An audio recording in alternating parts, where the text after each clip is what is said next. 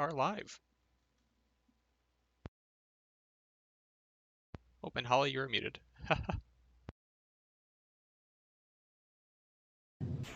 There we go. We're off to a good start, right? Welcome everyone to the Sioux City Symphony's Woodwind Week and the virtual clarinet class. We're really glad you're all here, and we're really excited about sharing some tips clarinet playing guitar. I'm going to start by introducing us. I'm Holly Haddad, and this is Chris Hill, and we're the clarinet section of the Sioux City Symphony.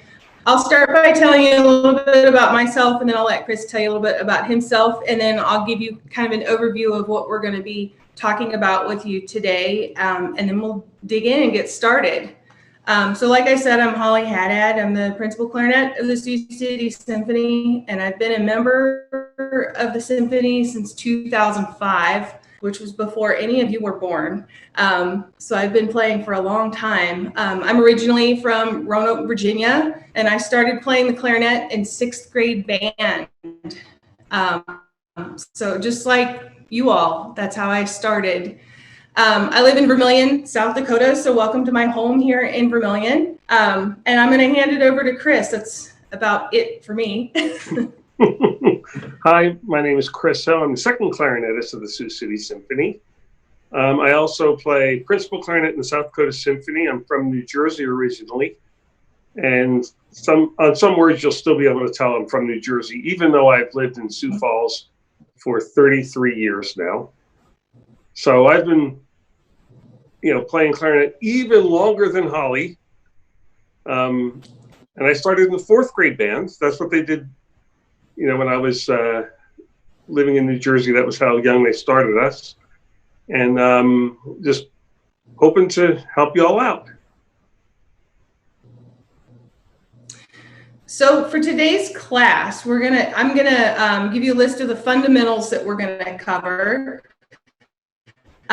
So we're gonna talk about reed placement. We're gonna talk about embouchure, hand position, breathing, tonguing, and then we're gonna spend a little bit of time talking about how to play the A above C, so that spoon key here, we're going to show you how to do that smoothly because there's a little trick to that. And then we're also going to talk about going over the break, the dreaded break, which is not so dreaded. It's not a hard thing. We'll give you some tricks that we have in our pocket to help you do that. And then we'll have time for questions at the end, but at any point, if you have questions for us,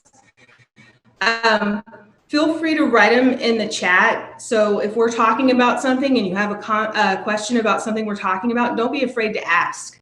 So I'm going to just dig in and get started. I'm going to talk about reed placement first, since you have to have your reed in the right spot before you can really start playing.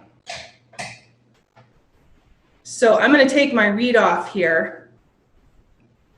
And you've got your mouthpiece and your reed.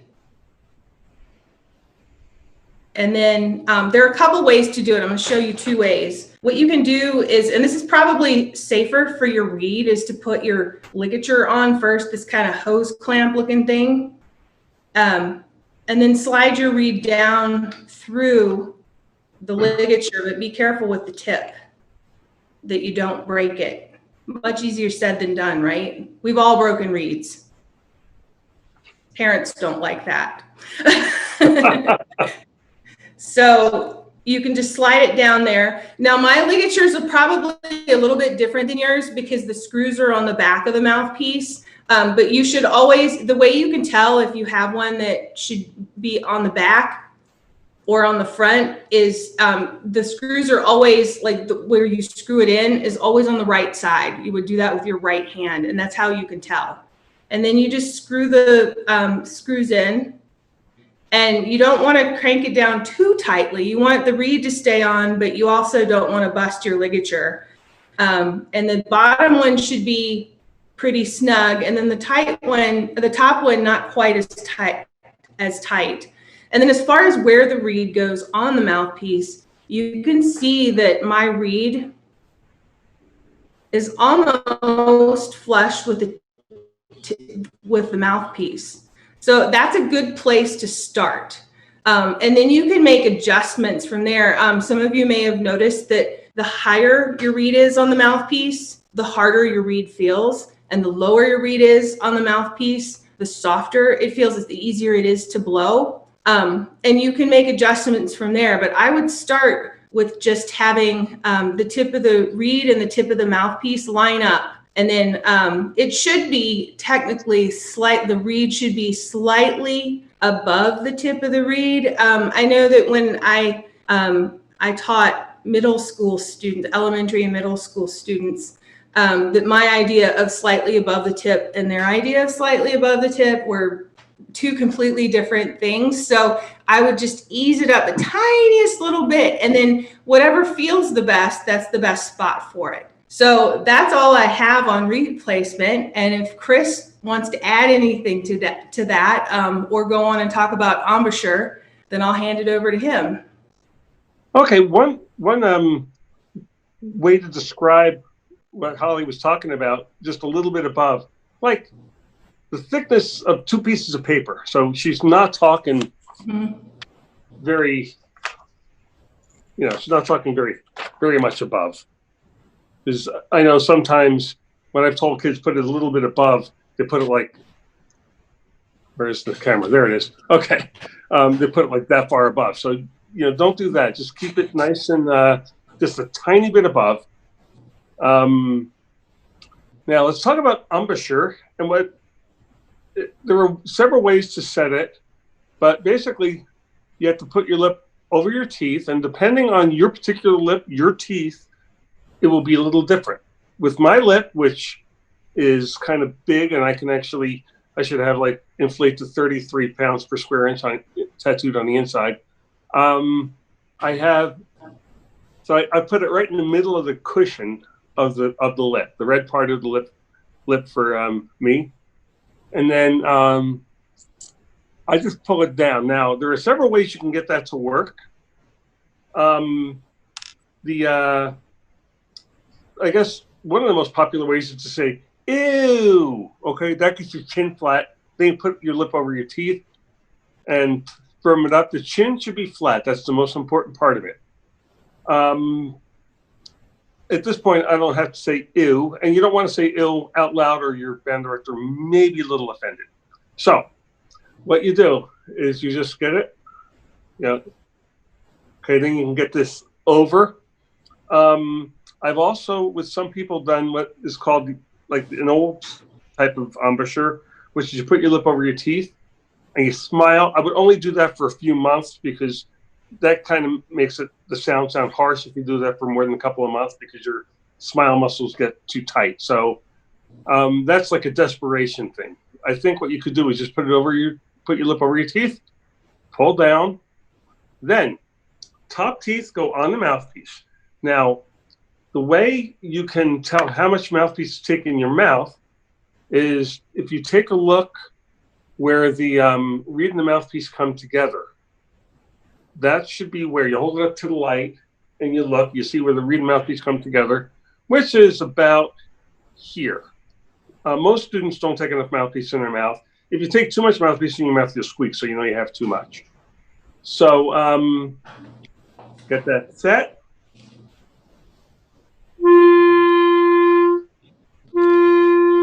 So I would actually like to go around. Ethan, if you can put all the students back on so I can call them by name, and I want them to set their embouchure and put the clarinet in their mouth. I want to take a look at them.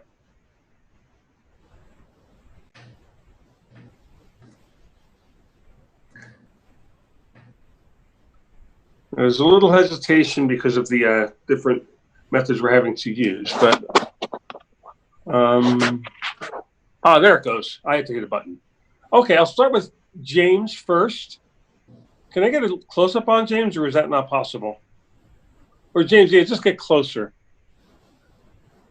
That looks pretty good. You can get as much as where the cushion of the lip, the red part of the lip, and the regular skin get together. You can get as far as that or as little as the middle of your right part of your lip. So, James, I want you to go first and try and open your mouth as you do it. That's a little too much lip. Take a little less. Okay, good. Tessa, you see, I think, get your mouth nice and close. That looks great. Okay, Renee. Get close to the camera, please.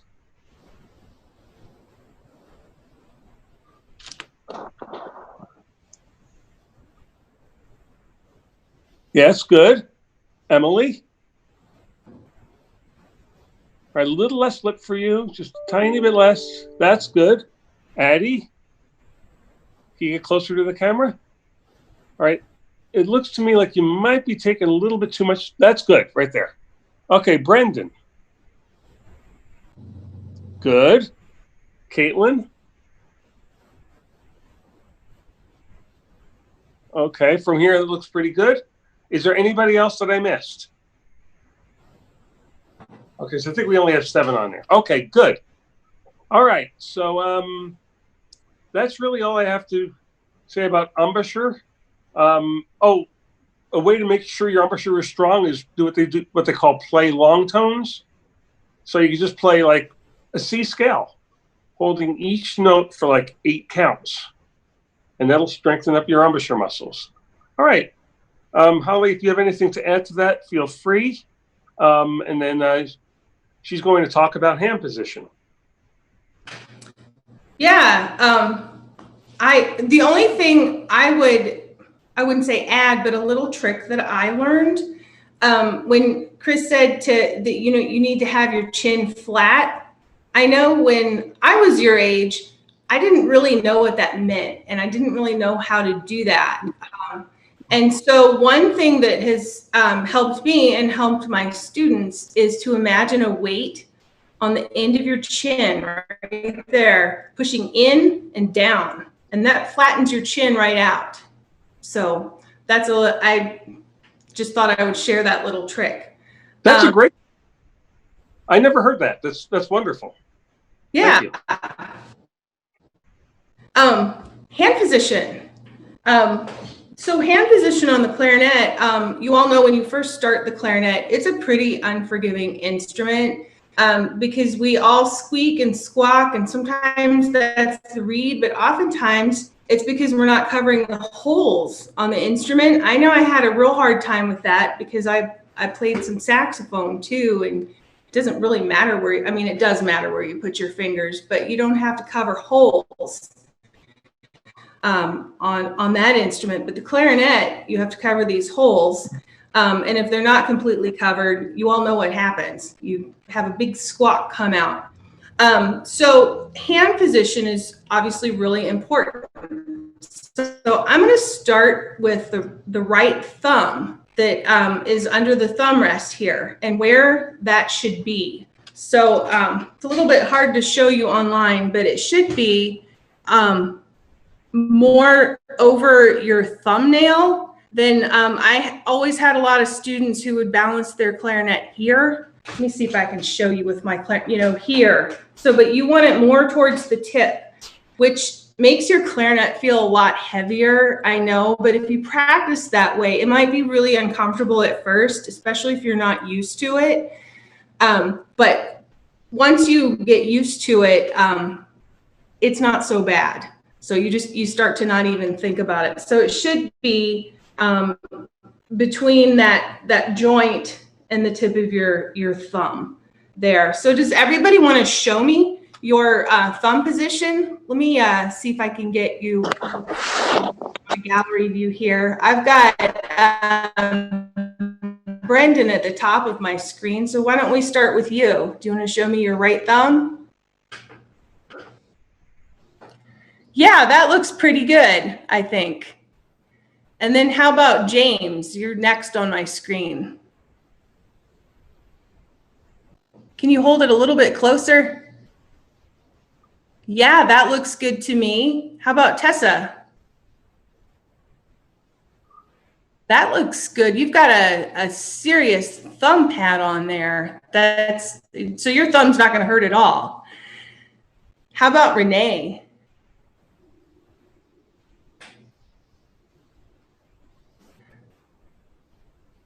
That looks good.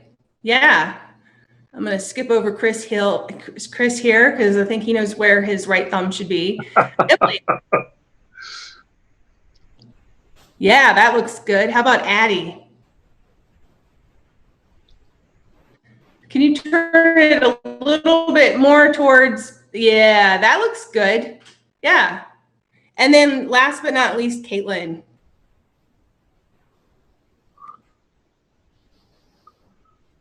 I can't really tell where that is. I think that looks pretty good. Yeah, good job, everyone. And then also you want to make sure you don't want to have the back of your thumb rest on the back of your thumb. You want your thumb to be against the body of the clarinet so that it's more on the side of your thumb, if you can see there. And then your left thumb. So we're going to talk about going over the break later, and this is where your thumb position is really important with your left thumb. So your left thumb, so I know you all have cell phone clocks, digital clocks.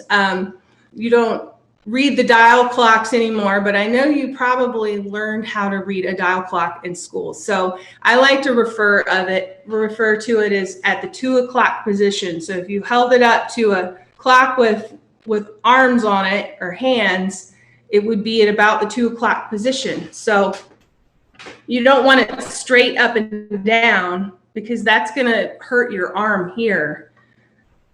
But if you have it so that you can get to this big spoon key in the back, this is called the register key on the clarinet. I'll hold it a little bit closer, then you can tip your thumb. And you want to make sure you're sealing this hole with the squishy part of your thumb. So think of it as the 2 o'clock position, and then your hand should be comfortable. Now the rest of your hands, and I don't think I want you all to do this right now, just because I don't want anybody to drop a clarinet. I have a stand here, but if you drop your arms by your sides and just kind of relax, and you can do this later after we finish the class, but if you relax your fingers completely, and then you bring them back up, and you can practice without your clarinet. Or if you want to practice it right now, just make sure you lay your clarinet down on the floor or in a really safe place. You don't want to balance it on the bell or even on your lap. But shake out your fingers real relaxed and bring them back up in that completely relaxed position. And that is the perfect hand position. And as you can see, these two, your thumb and your index finger, are right across from each other when you're totally relaxed.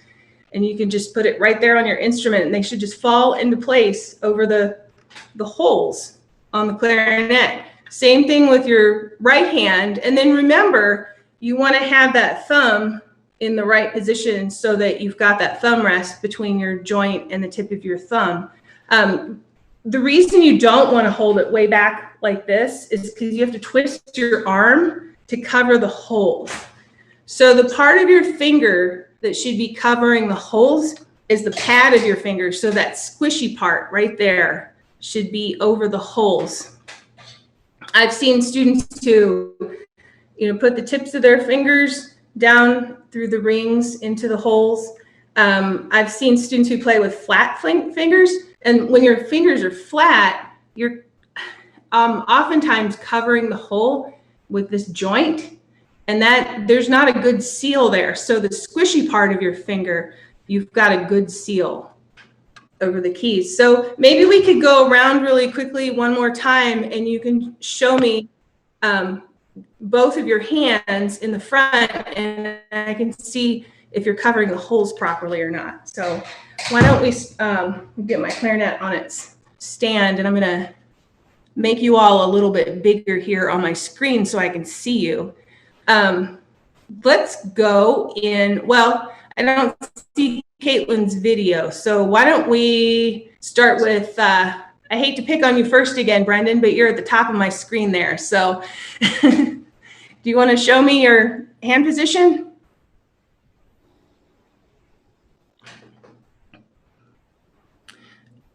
And then make sure you cover those holes. Yeah, that you get the pads of your fingers. Yeah, that looks good. Your right hand is a little bit, it looks to me from the video, it's a little bit like your fingers are hanging over a little bit, and you want them more where the squishy part of your fingers. Yeah, that looks good. And then how about James?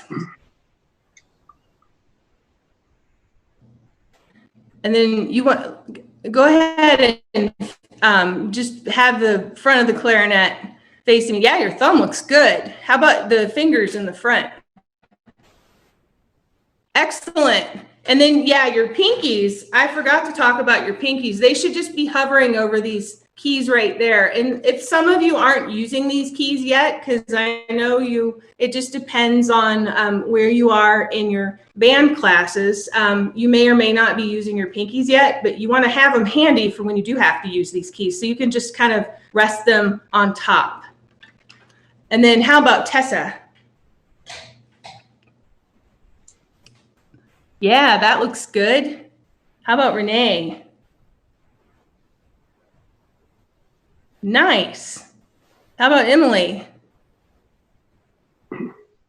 Hold it up so I can see your right hand. Yeah, that looks really good. Great job. Oh, and then again, with the pinkies, you don't want to be curling your pinkies like this, or you don't want them behind. You want them just right above those keys. So another thing, and I didn't see anybody do this, and I'll get to Addie and Caitlin in a second. I just don't want to forget my thought and forget to mention it. But I have seen a lot of students who, these side keys right here, they'll like lean their clarinet on the side keys. The side keys are on their finger, and they kind of use that as, to steady their clarinet. And if you just be conscious of that and make sure you're not doing that. Like I said, I didn't see anybody doing it, but I know that it's a really common thing. So, Addie, let's see yours. And then bring your clarinet up so I can see your right hand. Perfect. That looks great. How about Caitlin? Very nice. Yeah, you all catch on really quickly. So that's all I have with hand position. By the way, I forgot to mention that this is being recorded. So if there's anything that you want to review after the fact, you can always go back to either our Facebook page or our website for the Sioux City Symphony, and you can rewatch the whole video or parts of it. So I just wanted to mention that before we move on. So I'll turn it over to you, Chris, for breathing. Okay. One thing I do want to add on the hand position, don't squeeze tightly, okay? Just be gentle. Okay, time for breathing. Now, you're all probably thinking, I'm alive, so therefore I am obviously breathing okay. And you have to remember that the clarinet's a wind instrument. You have to use your wind or your air. So the muscle that operates that, normally I ask the students if they know this, but the muscle that operates that is called the diaphragm, which is right here. So when you take a deep breath, I want everyone to try this. Put your hand on your side. I'm going to see if I can see you all, so that your index finger can feel the underside of your ribs. Then when you take a deep breath, watch what happens to my hand. I'll turn a little bit, or actually I'll move my shirt out of the way. There. Okay, so as you can see, I kind of look rather chubby when I do that at first, but you get your abdomen to come out. Now listen to what happens to my voice. I don't know if this is going to come through that well on the on a computer, but I'm going to breathe correctly and listen what happens to my voice. All right, now put your hand up if you can hear a difference in my voice. Do you think it's louder, or does it sound about the same? I'm not seeing many hands. I'm seeing a couple of hands. All right, so, and you can go a lot further on one breath and you do that as well. So that's what you do. The way to do this, the same thing happens as you do this with the sound of the clarinet. So I'm going to play a I don't know, chromatic scale with not breathing correctly. Then I'll play it again, breathing correctly.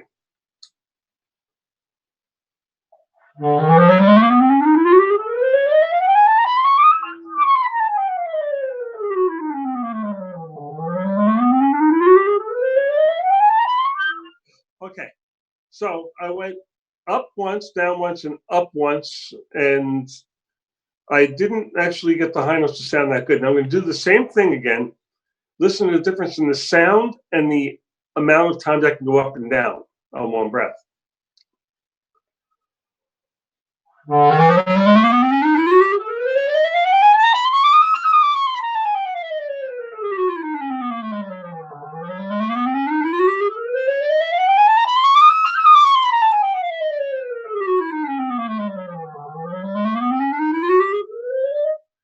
Okay. I always sort of black out as I'm doing that one. So I went up and down twice and then up most of the time. Is that correct? So I went further, right? On one breath. Now, did you hear a difference in the sound? You can shake. This means yes. This means no. Okay. So the same thing happens when you, the same thing will happen when you're playing. And if you think of blowing the air quickly, think of fast air. There are several tricks that people use for that. Some people get a little tiny coffee stirrer, which looks like a little straw, and you blow into that, and that will show you, if you blow into that fairly hard, that's what it's supposed to feel like when you're playing. You have to just push. Don't force it, but make sure you support it, okay? Because you're not looking to go, you're looking to, except you're not going to puff your cheeks out like I just did, okay? Another way to do that is get a Post-it note, but have it so that the sticky side is facing you. Hold it up against the wall, get about a foot away, and try and get the piece of paper to stick against the wall without the sticky side. Now, when you're actually playing, this is what it's going to feel like at first. When I'm playing, I don't blow that hard anymore, or else I'll be forcing the sound. But you need to start that in order, get that way so you can get this feeling of support. And no matter how softly you play, you still think of moving the air quickly, or other people call it using a lot of air pressure. I prefer to think of it as moving the air quickly is a better visual for me. But that's I think that's what I wanted to say about breathing. Now, Holly has something to add on that because of John Tompkins' thing tomorrow. I was wondering if you can go into that a little bit, circular breathing. Sure. Yeah, I can talk about that now. So everything you've been taught, I'm sure your band directors wag their finger at you every time you puff your cheeks out.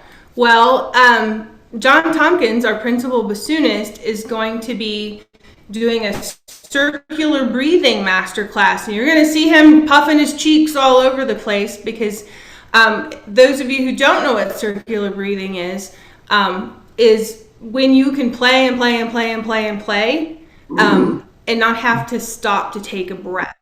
You're breathing while you're playing. And you might ask, how do you do that? Well, watch John tomorrow, but I can show you what I mean by that now that my reed's completely dry. So.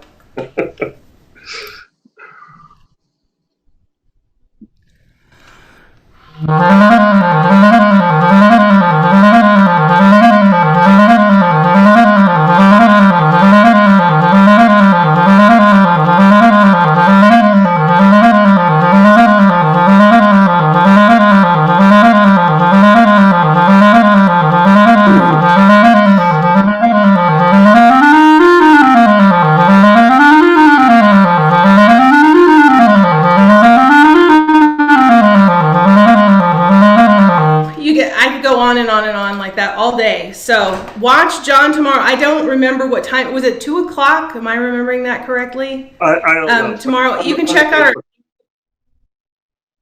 Ethan, do you know what time it is off the top of your head? Yep, it's tomorrow at 2. Tomorrow at 2. So tune in tomorrow at 2. And I'm sure it'll be recorded just like this virtual class. So you can always, if you're not free at 2 tomorrow, you can always come back and watch it later. But it should be entertaining. John is he's entertaining. So it'll be awesome. And then tune in on that same topic, Woodwind Week. So we have events all week. So check out the Facebook page and the Sioux City Symphony website for all of the events this whole week. And even if it's not a clarinet event, we're going to have our principal flute play. I think there's a piccolo performance tomorrow. There's all kinds of stuff going on. I think there's a saxophone masterclass. Feel free to watch all of that. You can learn a lot from master classes with other instruments. So anything else about breathing, Chris, before we move on to tonguing? Tonguing. Okay, so yep. I will start with the tonguing, and then Chris we're gonna kind of tag team this one. So tonguing, that's something that it's hard to teach, and it can be hard to do, but we're going to try to clear some things up here so that you know exactly. The big question is, where do you put your tongue on the reed, or where do you make contact? So I think the best way to do that, I'm going to take my clarinet apart because I'm afraid I'm going to bang it on the table here, so we don't want any bent keys. So I'm just going to take my mouthpiece and barrel. So I'm going to have everybody do this in a minute, but I'm going to explain what I'm going to do. So I'm going to have everybody stick out their tongue, and don't worry about being polite. We're all friends here. So, but I'm going to have everybody stick out their tongue, and then I want you to put the tip of your tongue on the tip of like where the mouthpiece and reed are, on the tip of the reed.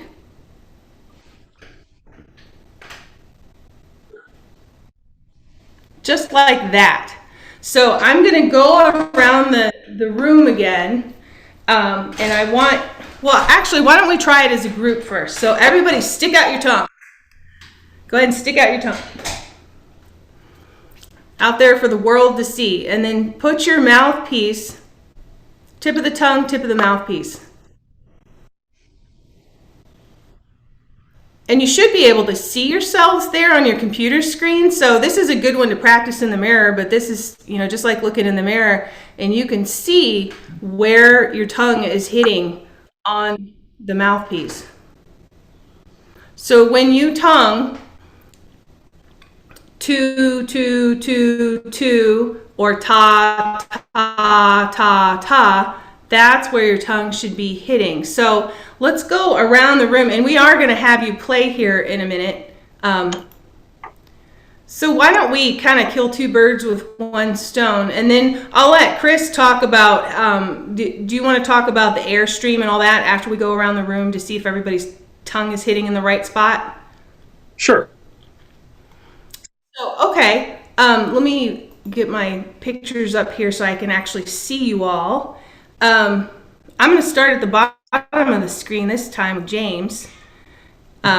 So go ahead and stick out your tongue and get close to the camera so I can see you. And then let me see if the tip of your tongue is hitting the tip of the reed. That looks pretty good. You want it more down towards the tip, yeah. And then you don't want to cram your tongue on. I should have mentioned this before. See, you're the first.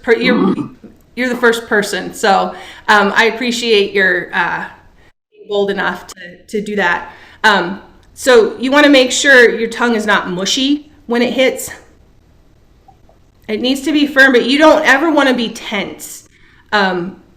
So just relax, but then and it should come straight off when you are tonguing. So can we unmute James so I can hear him?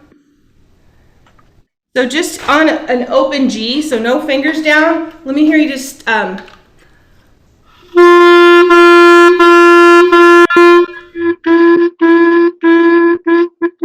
sounds pretty darn good. Yeah, good job, James. Let's move on to... I don't see Caitlin there anymore, so let's go on to Addie. So Addie, let me see where your tongue is hit. It should be hitting on the reed. Tip of the tongue, tip of the reed. So stick your tongue out and let me see. And make sure it's on the middle of the tip of your tongue. Yeah. And then let me hear you, if we can unmute Addie and do the same thing with the open G.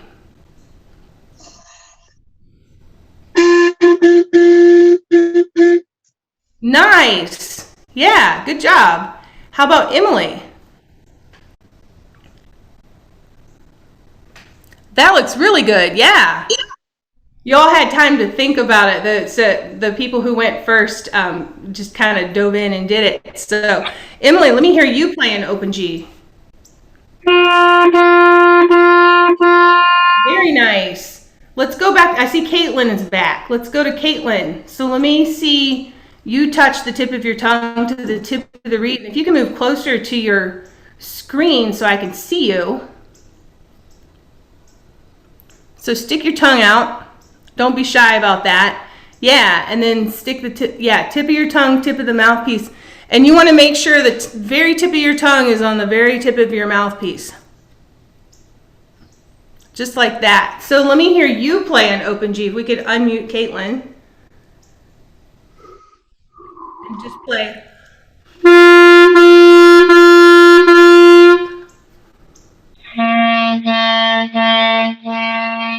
Nice. Good job. And we got Emily already. How about Renee? Let's see you stick out your tongue and put the tip of your tongue on the tip of your mouthpiece.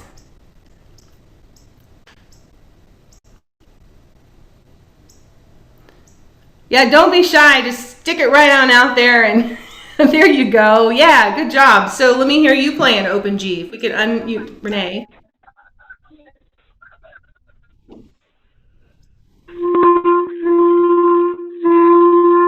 Yeah, that sounds good. How about Tessa?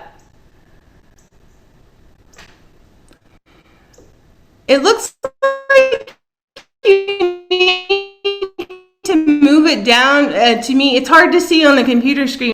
You don't want it to be way up there. You want it down there more. Yeah, so let me hear you play an open G. If we can. I think my computer screen just froze.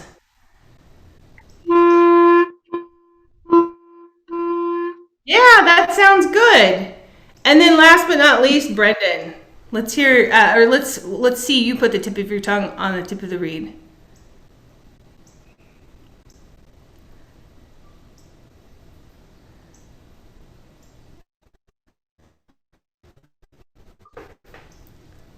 Go ahead and stick your tongue out there so I can see it.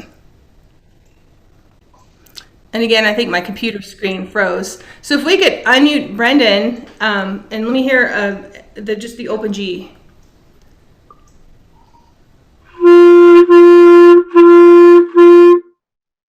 Good job. Yeah, you all did a really great job with that. So there's more to articulation than just tip of the tongue, tip of the reed. One little thing that I do want to add before I turn it over to Chris, and he's going to cover everything that I didn't. So when I said tip of the tongue, tip of the reed. Well, this is kind of similar to reed placement, where you want just a hair of the reed over the top of the mouthpiece. Well, this is kind of a similar thing where I said tip of the tongue, tip of the reed. Well, technically, you should be making contact with the reed just above the tip of the tongue, but be real careful with that because it's just a tiny, tiny, tiny little bit. What you don't want to run into is tonguing in the middle of your tongue or tonguing too far above the tip, or even I've had students who, I don't know how they do this, but they manage it somehow where the bottom of their tongue is making contact with the reed. I'm not really sure how they even do that, but they do. But I think again, like the tip of the tongue to the tip of the reed is a really great place to start, and then maybe experiment with moving it up just the tiniest little bit. So Chris, you can finish this up. Okay. So just a couple of things. Number one, a lot of times, and actually there were a couple of students that unfortunately with the computer, I couldn't hear what you were doing. Yeah. But there are a lot of students who tend to sometimes think of they tongue too hard. So if your band director ever says, that's kind of too hard, if you're listening to a recording of yourself, and I do recommend you record yourself, even on your cell phones, but if you hear ta, ta, think of just not hitting the reed with the tongue, think of touching the reed with the tongue. Okay? So that's, again, just an image that does help. Keep the air going, okay? The tongue is a valve. So as you're playing, just da da da da da da da, or ta ta ta ta ta, depending on you and your tongue, and et cetera, et cetera. You may have to use the syllable da, or you can use the syllable ta. With my large tongue, I have to say da, because otherwise I'm beating the reed into submission, which isn't a good thing. So, but the thing is, keep the air going. Now, a good way, you're all going to need to speed up your tongue as you're playing. So one way that I do that is, I have my students do this on a C scale. And if you don't know your whole C scale yet, you don't have to do the whole C scale. You just do the notes you know.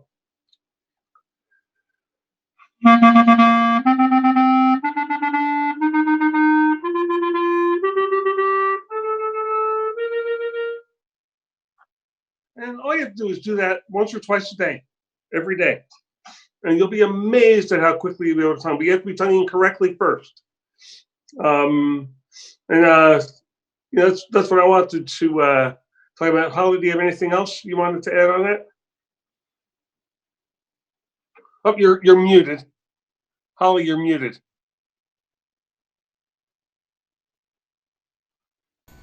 Thanks.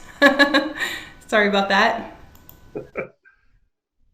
I was trying to mute my coughing. One thing that I would just, Chris already mentioned it, is keeping your air going so that the airstream never ever stops. What's keeping the reed from vibrating is when your tongue touches it. So keep that in mind too. One exercise that my teacher showed me, that I'm guessing Chris's teachers showed him too, because our teachers coincidentally studied with the same person. And I think it came from him. But you blow air, and then you can do this in slow motion, and then your tongue touches the reed, but you're still blowing air. And then you remove your tongue from the reed, and of course the reed vibrates. So it's going to sound something like this.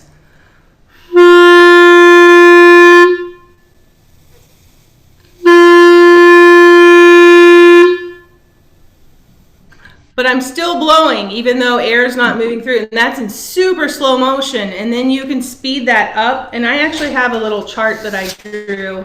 I'm not a visual artist at all, clearly. But the solid line is the airstream. But so is the dotted line. The airstream never, ever, ever stops. And then this is the tongue touching the reed. But your air's still going.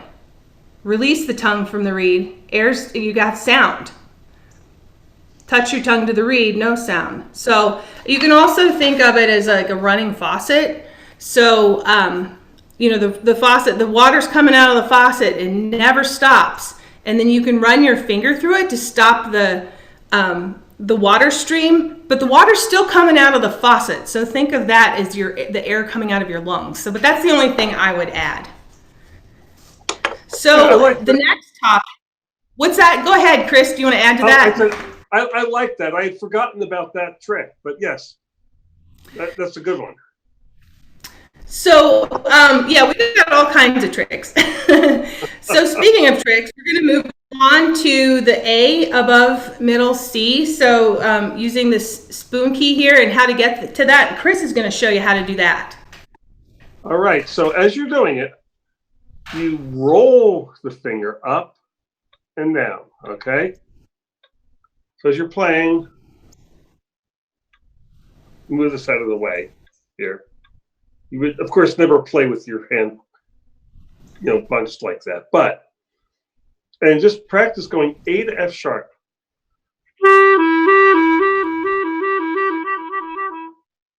So that's the first thing. So everybody just demonstrate that to me. Show me. Tessa first. Yeah, that's good. Renee. I can't see your A key. So yeah, good. Emily. Yep. Addie. Brendan.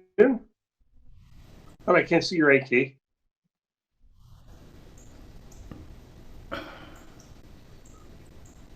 Okay, get more, just a squishy part of your index finger on the hole. Yeah, that's good. James. Yeah, good. And be relaxed with it. And Caitlin. Yeah, good. And this also could be helpful when you're going. Actually, I'll talk about that in a second. So just make sure you get that motion done. And that's very important because we're going to talk next about going over the break. Both Holly and I will talk about that. And this is something that will make that possible to do the exercise that I'm going to show you. All right, going over the break. Holly. So going over the break, the dreaded break, it's not so dreaded. It's not so bad. I think we build it up in our minds to be this big thing. And it just takes, like anything, takes practice and just keep trying it. But I have a trick, and then Chris has a little trick. So hopefully between the two of us, we'll make it easier for you to play over the break. So my trick is, so what you want to do is start by playing a C.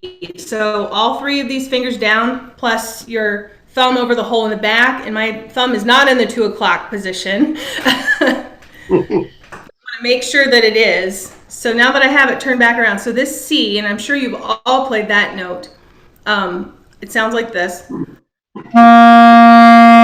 And I think we're just going to all do this together, even though your mics are muted. And you can just try this together with me at home, just in the interest of time, because we do want to have questions at the end for, or time at the end for questions.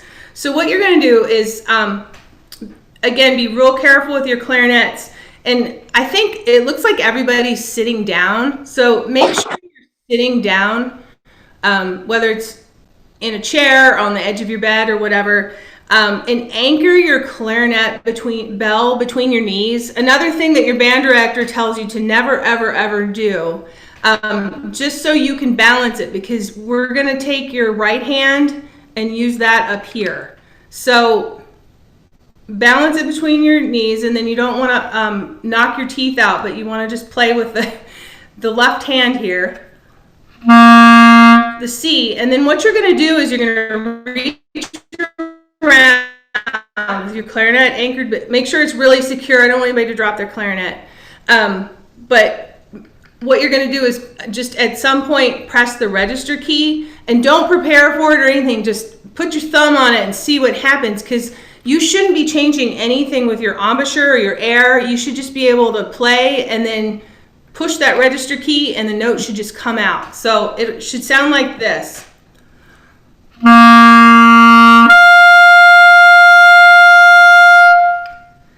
So everybody go ahead and try that. We can do it together.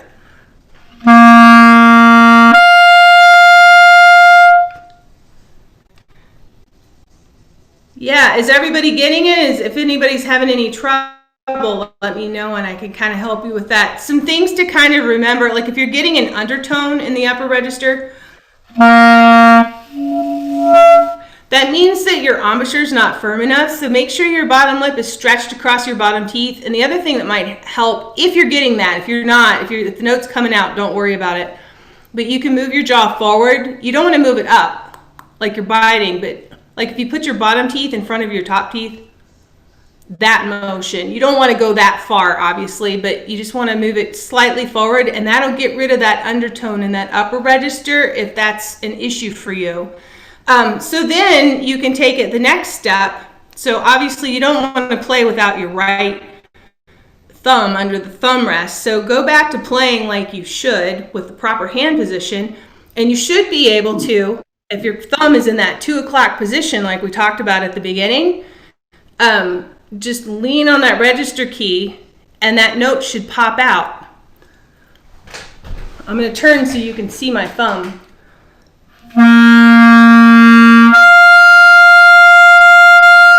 And I didn't change anything with my embouchure. I just tipped that thumb. One common thing that I remember seeing with students who were just learning to play over the break is when you tip your thumb, make sure you're not tipping it so far that there's air coming out down here, because you still have to have your thumb sealed over that hole in the back. We have an exercise that I don't think we have time for it, so I'm going to let Chris. By the way, Mid-Bell generously copied some exercises, the one that we're not going to do right now. Maybe Chris can do his, but we appreciate them doing that for us. So, Chris, I'm going to hand it over to you. Okay, in the interest of time, I'm not going to do the exercise either, but I'm going to show you a trick, and this is something, not a trick, an exercise. And this is something I would only start doing when you're in like 7th grade, okay? As I said, you have to roll this down. So most of you probably know that this is the fingering for the C above the break. So what my teacher made me do when I was in 7th and 8th grade was practice a tremolo, or basically a trill. A tremolo is a trill just up more than one note. And this is what I would do. So I'm playing A, C, keep the right hand down.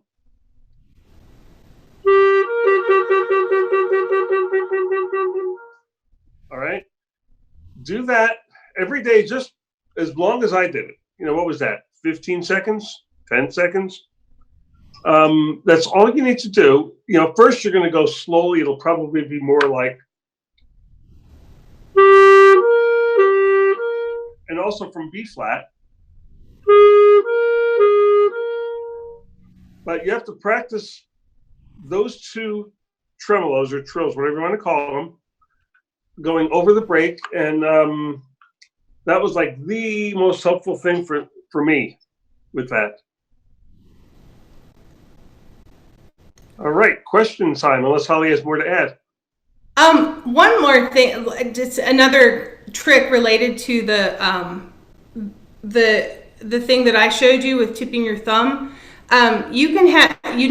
Normally when I teach that in a face-to-face setting, I go around the room and I have everybody play a C, and then I'm the one who goes around and presses the register key.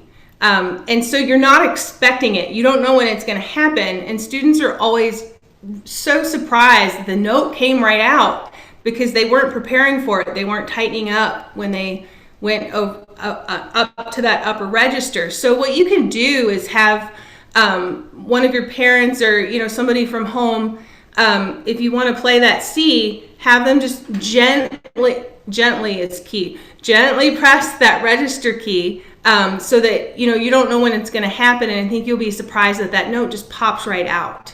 So right. That would be helpful too. But yeah, let's open this up for questions. Do you all have questions about any of this? And while we're waiting for questions, I'm just going to say one more thing. A lot of times when kids go over the break, the way they prepare is also to squeeze tighter.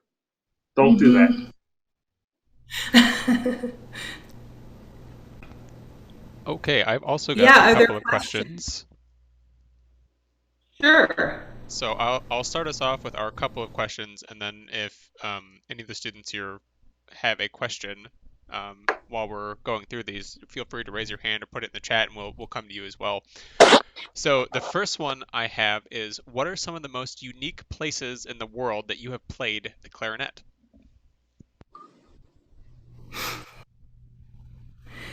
I'll start with that one. This is such a crazy story. So I was in Salon, France, and that's where Notre Dame is buried. And we were playing in it wasn't a cathedral. It was just like, it was a church. But we were playing a concert there, a chamber music concert. And this is years and years and years ago. And there was this big granite block in the church. And I hadn't warmed up yet for the concert because we'd been traveling. So I thought, well, this looks like a good place to sit and set up. This person started screaming at me in French. I had no idea what he's saying, but apparently that's where Nostradamus was buried, and I was sitting on his tombstone. So I would say that that's the most interesting and just kind of weird story that I have about playing. How about you, Chris? Well, the coolest place I played was Tokyo. I played at a clarinet convention there, so that was kind of fun. Okay. Cool. Other questions? And the next one I've got is, how often and how long should I be practicing in a week? And should I be doing just playing, or should I also practice breathing? Well, I would say, I'll answer the second question first.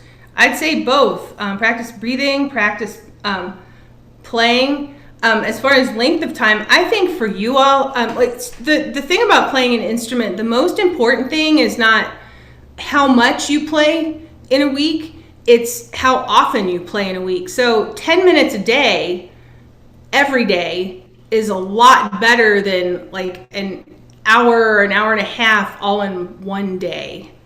Wouldn't you agree, Chris? Definitely. Yeah, and then as far as me, I guess it just depends on what I have coming up. Like if it's a really great big symphony program with lots of clarinet, or if I'm doing a recital or playing a solo with an ensemble, then I generally put in 2 to 3 hours every day. But then, when it's kind of slow and I get a little bit lazy in the summer, I play with the Sioux City Municipal Band. And, maybe I'll warm up and look over the music a little bit. But it ends up being, at a minimum, 45 minutes a day. How about you, Chris? Right. I have a lot of stuff to play every week, generally, except for now during lockdown. So I do 2 hours, sometimes 3 hours a day at this point in my life. And you guys should be doing probably about a half hour at middle school. Mm-hmm. You think that? Yeah. Yeah. I've taught middle school kids in a really long time, so I'm sort of out of touch. I don't remember. But I think I had my middle school students do about a half hour a day. Yeah, I'd say that's fair. And some days I have to say, honestly, I'm just not feeling it, but I make myself get my clarinet out. And usually once I blow a few notes, I'm like, okay. And then before I know it, I've played for 2 hours. So. Right. Yeah, it's fun. The cool thing about practicing is the more you practice, the better you sound. So the more you want to practice. It's a very nice catch-22. Okay, Caitlin had a question. Yeah, we've got a couple questions from the students. The first one was from Brendan. And how many times did you squeak in your last concert? I don't think I did, but when I was your age, I squeaked a lot. Right. Yeah, same here. And one of my friends, when I was your age, used to joke around about, he wouldn't say he squeaked, they would say I squoke. Because if you speak, you spoke. But squeak, you squoke. Yeah, and again, the more you practice, the more comfortable you get with it, and the less you squeak. Right. We all squeaked at the beginning. Chris and I both did. Mm-hmm. Okay, and then Caitlin asked, don't you do the 5 music steps? And I'm not actually sure what those 5 steps are, so she might have to explain that one to us to see if we do those. If she I wants don't know to, what those 5 steps are. yeah, Me, if she wants to what are type they? them in the chat, and we'll go over those and we'll see. And Renee also asked, do you have any tips for playing improv for any instrument? Chris, you do a lot more improv than I do. Why don't you answer that? The biggest thing I would say, because I really don't do much in the way of improv. Holly and I are both kind of classical players, and then when I play saxophone, it's for Broadway stuff. So I would say you have some great jazz teachers, improv teachers in Sioux City, Yes. and I mean literally some of the best in the world. So I would talk to your band director and find out, who is taking on students right now, and I would actually, take real live lessons with a specialist. Also, I think learning music theory and how it all fits together and chords, and you learn what works with what, and it makes it easier to improv if you know the theory behind it. So you're using your ear and you're engaging your brain. Right. Okay, Other and that is all I've got for questions. If the students have any last questions, they can kind of go ahead and put them in now. Otherwise, Holly, if you want to go ahead and sign us off.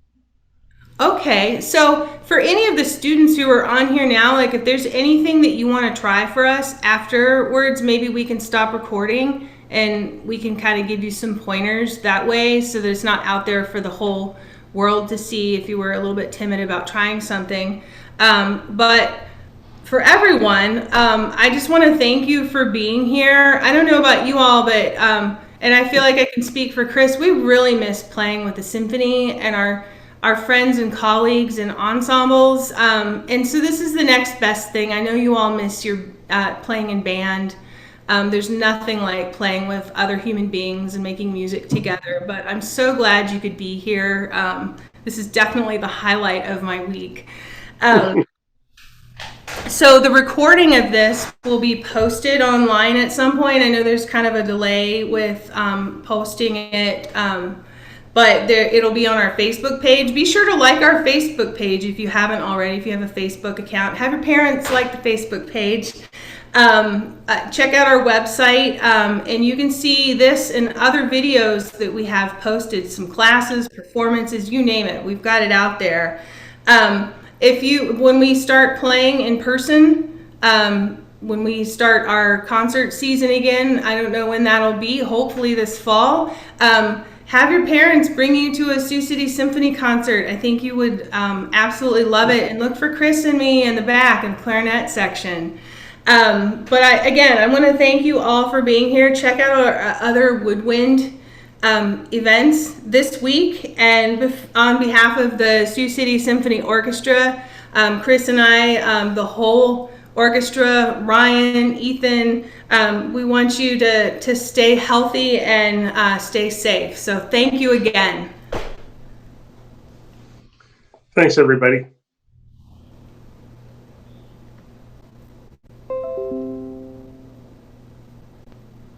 Okie doke, and we are